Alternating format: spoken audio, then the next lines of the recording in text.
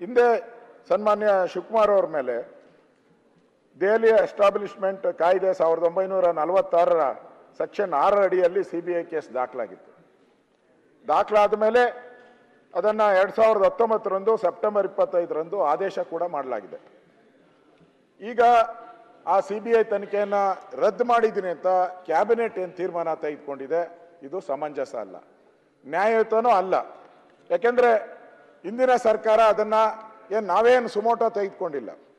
ಇಡಿ ಅವರು ಏನು ಅರ್ಜಿ ಕೊಟ್ಟಿದ್ರು ಇದನ್ನು ಸಿಬಿಐ ಕೊಡಬೇಕು ಅಂತ, ಅದನ್ನು ಅಡ್ವೊಕೇಟ್ ಜನರಲ್ ಅವರ ಅಭಿಪ್ರಾಯ ಪಡೆದು ನಾವು ಅದನ್ನು ಸಿಬಿಐ ತನಿಖೆಗೆ ಕೊಟ್ಟಿದ್ರಿ.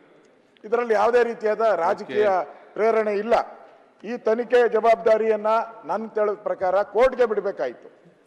ಹಿಂದೆನೂ ಕೂಡ ತಮ್ಮ ಸರ್ಕಾರ, ಕೇಂದ್ರದಲ್ಲಿದ್ದಂಥ ಕಾಂಗ್ರೆಸ್ ಸರ್ಕಾರ ಯಡಿಯೂರಪ್ಪನವ್ರ ಮೇಲೆ ಕೇಸ್ ಹಾಕಿದ್ರಿ, ಸಿಬಿಐ ಕೇಸು.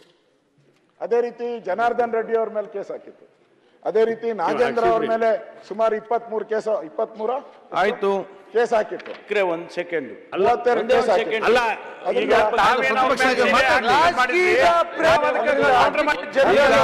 ಪ್ರಕಾರ ಈಗ ಅಧ್ಯಕ್ಷ ವಿರೋಧ ಪಕ್ಷದ ನಾಯಕರು ಮಂಡಿಸಿದ್ದೀರಿ.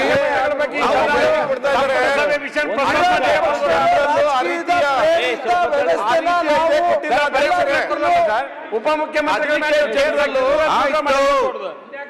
ಮಾನ್ಯ ಅಧ್ಯಕ್ಷರೇ, ಈ ಕೇಸು ಇವಾಗ ಕೋರ್ಟ್ನಲ್ಲಿ ಇದೆ. ಜೊತೆಗೆ ಇದು ಇಂಡಿವಿಜುವಲ್ಗೆ ಸೇರಿರ್ತಕ್ಕಂಥದ್ದು, ಯಾವುದೇ ಸಾರ್ವಜನಿಕ ಹಿತಾಸಕ್ತಿ ಇದರಲ್ಲಿ ಇಲ್ಲ. ಇದು ವೈಯಕ್ತಿಕವಾಗಿ ಇರ್ತಕ್ಕಂಥ ವಿಚಾರ. ಇದನ್ನು ನಾವು ರೂಲ್ 16ನಲ್ಲಿ ತಗೊಳಕ್ ಬರುತ್ತಾ? ಓಕೆ ಅಲ್ಲ, ಅದರಿಂದ ದಯಮಾಡಿ ಇದನ್ನ ಚರ್ಚೆ ಮಾಡಬಾರ್ದು ಅಂತೇಳಿ ನಾನು ಇದೀಗ ನೋಡಿ ಸರ್, ಈಗ ನಿಮಗೆಲ್ಲ ಗೊತ್ತಿದೆ, ಇದೀಗ ಸದನದಲ್ಲಿ ಚರ್ಚೆ ಮಾಡುವ ವಿಚಾರ ಅಲ್ಲ, ಇದು ನಿಲುವಳಿ ಸೂಚನೆಗೆ ಬರುವುದಿಲ್ಲ.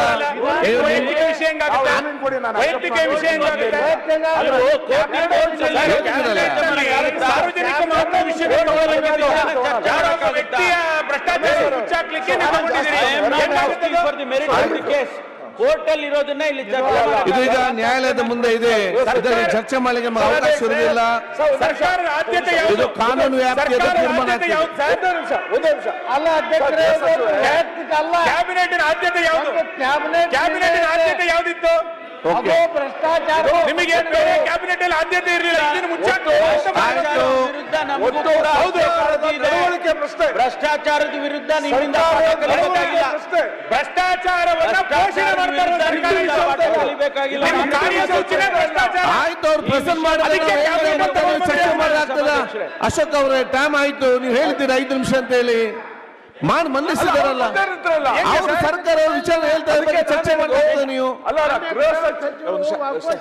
ನೋಡಿ, ಮಾನ್ಯ ಸಭಾಧ್ಯಕ್ಷರೇ, ಇದು ಕೋರ್ಟ್ ನಲ್ಲಿ ಇರ್ತಕ್ಕಂಥ ವಿಚಾರ, ಸಬ್ ಜುಡಿಸ್ ಆಗೋದಿಲ್ವಾ ಮಾನ್ಯ ಸಭಾಧ್ಯಕ್ಷರೇ?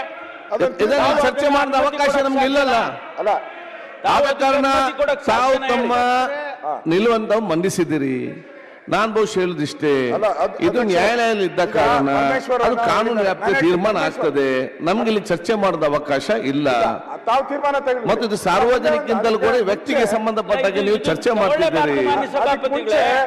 ನೋಡಿ, ಅಂತ ವಿಚಾರವನ್ನು ಚರ್ಚಿಸಲು ಅವಕಾಶ ಕೊಡುವುದರಿಂದ ಶಾಸನಬದ್ಧ ನ್ಯಾಯಾಧಿಕರಣ, ಪ್ರಾಧಿಕಾರ, ಆಯೋಗ ಅಥವಾ ವಿಚಾರಣೆಯ ನ್ಯಾಯಾಲಯದವರು ಈ ವಿಷಯವನ್ನು ಪರಿಶೀಲಿಸಲು ಬಾಧಕ ಉಂಟಾಗುವ ಸಂಭವವಿಲ್ಲವೆಂದು ಅಧ್ಯಕ್ಷ ಮನವರಿಕೆ ಆದರೆ ಅವರು ತಮ್ಮ ವಿವೇಚನಾನುಸಾರ ವಿಚಾರಣೆಯ ಕಾರ್ಯವಿಧಾನ ಅಥವಾ ವಿಷಯವನ್ನು ಹಂತಕ್ಕೆ ಸಂಬಂಧಪಟ್ಟ ಸಭೆಯಲ್ಲಿ ಚರ್ಚಿಸಲು ಅವಕಾಶ ಕೊಡಬಹುದು ಅಂತ ಇದೆ.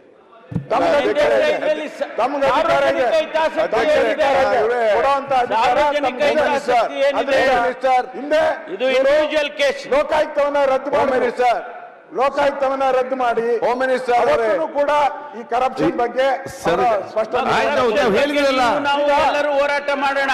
ತಾವು ಹೇಳಿ ಮುಗಿಸಿದ್ರಿ. ಈ ಒಂದು ಪರಂಪರೆಯನ್ನು ನಾವು ಎಲ್ಲರಿಗೂ ಇಲ್ಲ ನೋಡಿ, ಇಲ್ಲಿ ಮಾಡುವಂತ ಎಲ್ಲಾ ಚರ್ಚೆಗಳು ಕೂಡ ಅದು ಬಹುಶಃ ಅದಕ್ಕೆ ನಮ್ಮ ಕಾನೂನು ರೀತಿಯಲ್ಲಿ ಬಾಧಕವಾಗಬಹುದು. ಆದ ಕಾರಣ ಮೇಲೆ 34 ಕೇಸ್ ಇದೆ, ಅದು ವಾಪಸ್ ತಗೊಳ್ಳಿ. ಆಯ್ತು, ಈಗ ನೀವು ಈಗ ನಿಮ್ಮ ವಿಚಾರ ಹೇಳಿ. ಕೇಸು ಯಾರ್ಯಾರ ಮೇಲಿದೆ ಎಲ್ಲ ವಾಪಸ್ ತಗೊಂಡ್ರೆ ಅವಕಾಶ ಇದೆ. ಆಯ್ತು, ಮಂಡಿಸಿದ್ರಲ್ಲ, ಏನ್ ಮಾಡ್ಬೇಕು ನ್ಯಾಯಾಂಗ